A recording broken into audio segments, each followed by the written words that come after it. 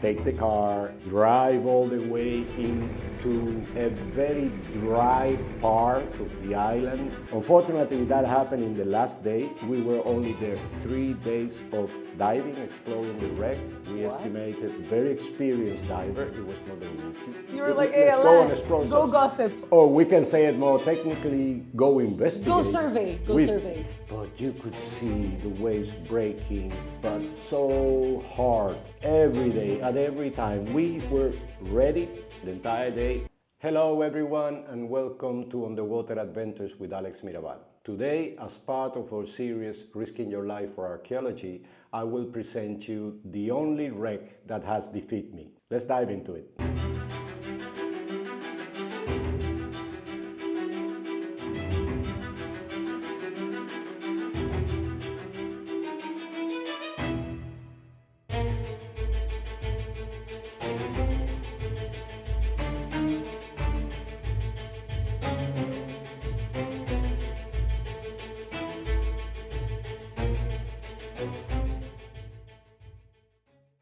In other videos of this series, I have talked about shipwrecks or areas which are very difficult to work and has been challenging for me and the team. But in this case, I mean, all these wrecks which I have talked about and all these areas which are difficult, at the end, they would have a happy ending because we were able to work on them. I mean, with many difficulties, with challenging situations, but we were able to work on them. This one is a different story. It actually didn't allow us to do almost anything, and is what we know as the Tarrafal wreck. We know it as a Tarrafal wreck because it's located in the north part of the Santiago Island in the Cape Verde archipelago, in the very north. We call it the Tarrafal wreck, although it's not in Tarrafal. Tarrafal is a town which is nearby, but let's say it's the nearest town of the place. I was gonna say, keeping up with traditions of calling things names that are not. The 8 Reef area, the Tarrafal wreck that is not the Tarrafal wreck. What is wrong with men and calling things what they are? I don't get it.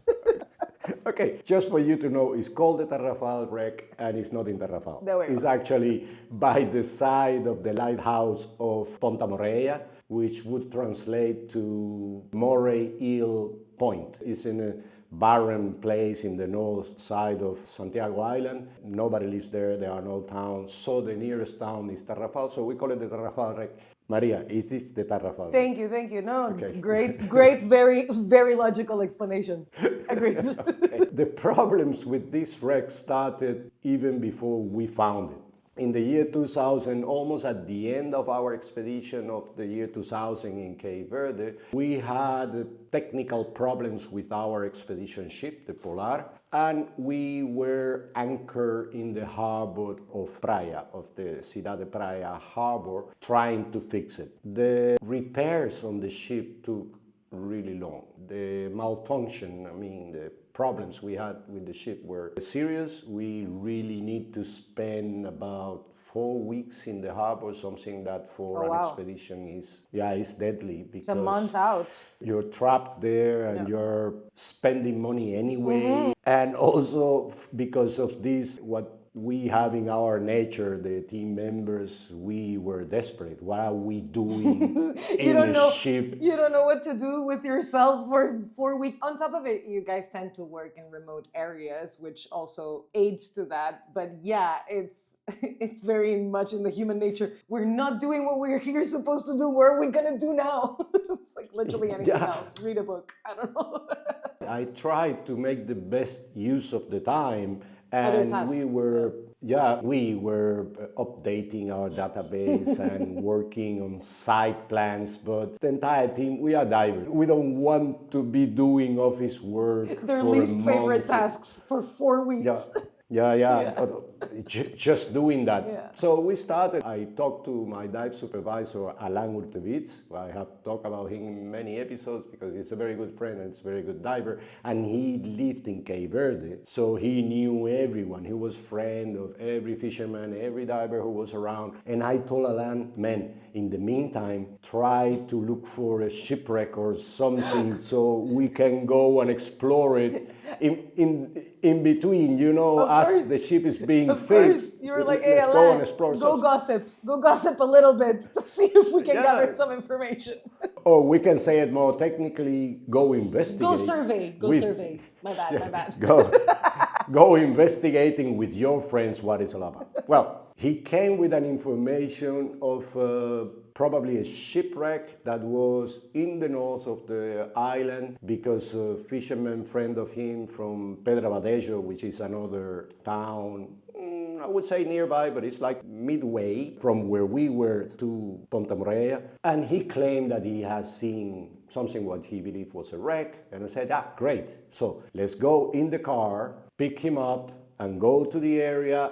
All this is by land, and then try to dive from the shore, because he said it was very close to the coast. Okay. So that made us think, okay, cool. So we go with minimal gear, Alain and me, and we go in the car, go with the man there, and we dive in the place. We check if the wreck is potentially interesting, and we put it in the list, and we keep on working. Well, I tell you, driving from where we were, because if you see the map, I can show the map in the video. If you see the map of where we were, which is the Praia Harbor, to the Ponta Morella, the place where the guy claimed to have seen what could be a wreck, you couldn't go further in the island. I mean, we were in the very south, and this was in the very north. And even if Santiago Island is not that big, okay, in the year 2000, this is in the end of the year 2000, the roads and the accesses to some parts of the island were not that easy as today. I mean, nowadays there are better roads. No, and and everything. so even if it weren't super far, the conditions of the road wouldn't allow you to go, nor the cars, nor anything. It's 2001, would allow you to go at the speed of light to get to the other point, of course. No. It took us every day about 2.5 hours or fantastic. something to get from our ship, get into the Zodiac, go to land, take the car, drive all the way into a very dry part of the island. This is a part which is nearby the coast. You are going around the coast to the north, and it's really just dirt roads and, goats and lambs. Very arid, and very little settlements and houses. There are very few of them. One of them was our fisherman friend with his family. He lived there. Well, we went there with him. We picked him up, drive 2 hours to this Ponta Morella place, just to arrive and realize that there was no way that we could go down that cliff with our dive gear, with bottles and everything, go down a cliff. Without dying.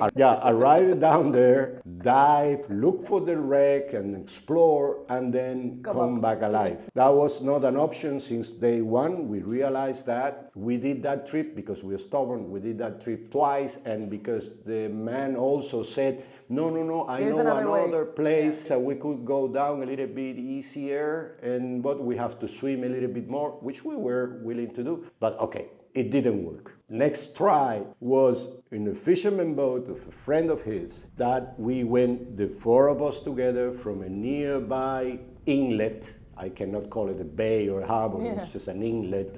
And going in a fisherman boat, arrived to the area more or less that he said that the shipwreck was. When we arrived there, the sea was in really rough conditions as usual, but in the north of the island, it's always very rough. And we arrived there, and there was another friend of his just fishing in his boat by his own. And the first thing we did was to go to him, say hello, and how's been your day, blah, blah, blah. And then when they were talking, I just checked on his boat, and his boat was full of sharks. There was not one fish. He didn't have one fish, just sharks. Okay. And I asked him, where do you got those sharks? Say, here. Where would it be? In the supermarket, you idiot, here.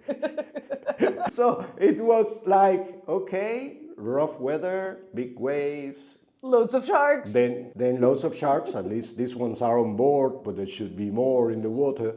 Well, we went down, and Alan and I, we we swam around. It was really difficult. First, this is without bottles because we suspected that we would have to swim quite a lot. Water was not dirty, it was quite clear, so you could see a little bit between 8 and 6 meters of depth. You could see something, so we swam around and we found the wreck. We found the wreck. The guy was right in what he thought that it could be a wreck. So we found a wreck very close to the shore with big waves. Just with snorkel was difficult to inspect the wreck from the surface because these waves are breaking over you all the time. You can't stay in place. And you see the cliffs so close, yeah, that you don't want to get distracted because you are paying attention to the wreck. You could have a serious accident. So what we did was that we locate the place, we swam around a little bit, we took the GPS position, and we went back to our ship to go. This is end of 2000. Actually, it was found, if I'm not mistaken, in February 2001, because we spent all the end of the year trying to fix the boat and do something at the same time. So we got this position, we got the wreck, and we were very happy. Okay, in the next expedition, next season, we come already with our boat, with our zodiacs and all the divers, and we will explore properly the wreck. All right, that was a very good plan. That's what we thought. And we arrived there in 2001, or was it probably in April, when the weather's supposed to be much better. And we arrived there, we anchored our boat at a very safe distance from the cliffs, but you could see the waves breaking, but so hard, every day, at every time. We were ready the entire day, waiting to jump in the Zodiac and go to the place, and you see those waves and you say, we can't go there. I mean, it's a very stupid thing to do, it's not safe. It goes accordingly with the thing that you always said to me growing up, that wrecks don't happen in easy areas. And I think that would have been enough of a sign for you guys that are experienced people in this to be like, okay, the wreck is right next to the shore for a reason. Clearly, the navigation or the chilling around that area is close to impossible. Otherwise, the wreckage wouldn't have happened. It's not advisable to Yeah, it's go not there advisable. chilling out. So, yeah, obviously, wrecks are always in difficult places because the ship sank, and no ship or very few ships are sunk on purpose. Yeah. Because some of them were sunk on purpose, but normally they sink in very difficult places. This one was like in the top of the difficult places. If you want to explore and excavate or properly excavate that site, would have been a nightmare. Just not getting seasick probably in that area was already a nightmare. Managing to go back alive from the dive was already remarkable. A feat. So you trying to do something academic on that wreck with the proper methodology, it was since the first day a little bit out of the question. So, but we insisted anyway. We explored the wreck in one afternoon. That was not that bad. I mean, normally we are talking about 6 to 8 meters of depth in that place. That would allow us for dives of 1 hour and a half or 1 hour 45 minutes. From the few dives we managed to do in that wreck, I didn't register any dive longer than 39 minutes because we have to abort every dive, every time because of the conditions. Okay, but we went there, we explored the wreck, we found that it had one cannon, at least what we could see was one cannon, 2 anchors. It had a cargo of paving slabs, I mean that is slabs to make floors, and it had tin ingot, iron bars, and we started finding very few artifacts that could tell the story of the ship. Very few artifacts. So everything was really badly broken, and what it was not broken, it was not there. I remember a little ceramic jar which was reasonably intact, or at least not that broken. A couple of stone marbles, like marbles, these little balls, stone marbles, very pretty, and very few things. Diving in that place, we realized that going to the wreck and coming back to the Zodiac, we have to go around the only cannon we found. Problem with this is that as the surge there from the waves is so strong and the sediment of the bottom, it gets stirred up and you can't see anything. Sometimes, and it happened a couple of dives, you are pushed by the wave, you are going in the direction of the wreck and you see the cannon passing like pew!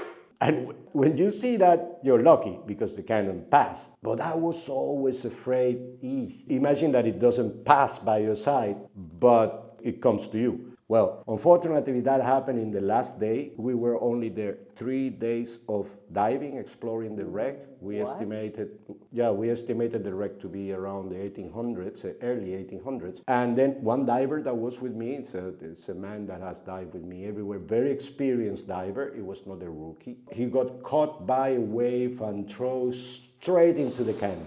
So he hit the cannon as it would have been, a car accident. He went straight into the cannon. He broke a rib. Obviously, in the moment that this happened, we didn't know that he broke a rib, but he was having difficulties to breathe. So that was for me, after 3 days of attempts of working properly on the wreck, it was like, okay, this is it. Yeah. This is it. Yeah. You won. We are leaving. I will not risk divers' life or security trying to figure out for some something stone about marbles. No, no. No, anything. To be fair. And on top of it, but this plays a role as well because it's a wreck that is not giving you extremely interesting information for you to say, okay, let's go the extra mile. It doesn't. It's just another wreck of the 19th century, which we know so many. Yeah. It wouldn't really add to our knowledge that much, and you don't want to risk your colleagues or yourself in this situation for something that doesn't really worth it. So that afternoon I said, this is it. We are not diving anymore here. Everyone goes back. We recovered a few gear we could put down there. I mean, like lines and markers and tags. We recover everything. I could see in the faces of the team how relieved they were that coming back to the expedition boat and said, okay, we're finished here. We declare the wreck NFA, which is non-further action, and also try to discourage anyone of going there in the future. Because if you have a perfect day, weather-wise, you could go there, but you have a perfect day every 7 months. So this is not a way of making a plan to study that shipwreck. You can't. There's no real return on investment in that sense. Even if you did have the technology, the best boats, stabilizers, whatever, I don't even know if any of this technology exists, or if I'm just sci-fiing this, but even if you did have... They do exist. They do exist. We don't have them. Okay. We never have them. But let's say that you did. The return on investment would have been 0 to none because it's not the San Jose, it's not the whoever. It's a wreck that you gave the name from the nearest town. So maybe not the one. It was not that sexy. Yeah.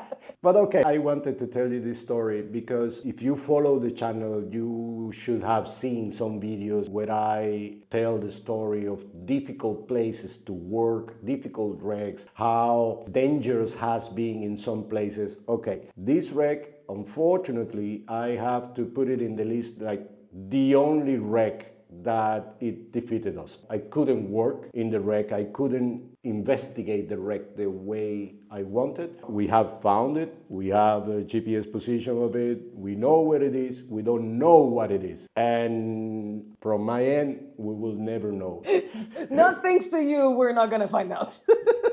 But also, I'm bringing this wreck into the channel and telling you the story to show any of you that is in the position of leading an expedition and calling the shots in an expedition, that yes, sometimes you have to call it off and say, it's not safe for the team, it doesn't worth it, it is a job. It is very passionate, it's very attractive, it's very romantic. It is very important in the sense of our knowledge, but no job deserves or requires that one person will put your life in danger. So it is also a good decision to say, okay, we are not working this one. We are not working this one. It's too dangerous for the team. So that's the reason, the main reason why I wanted to bring the Tarrafal wreck into this episode. So if you guys like the video, please leave it a like, share it with your friends. If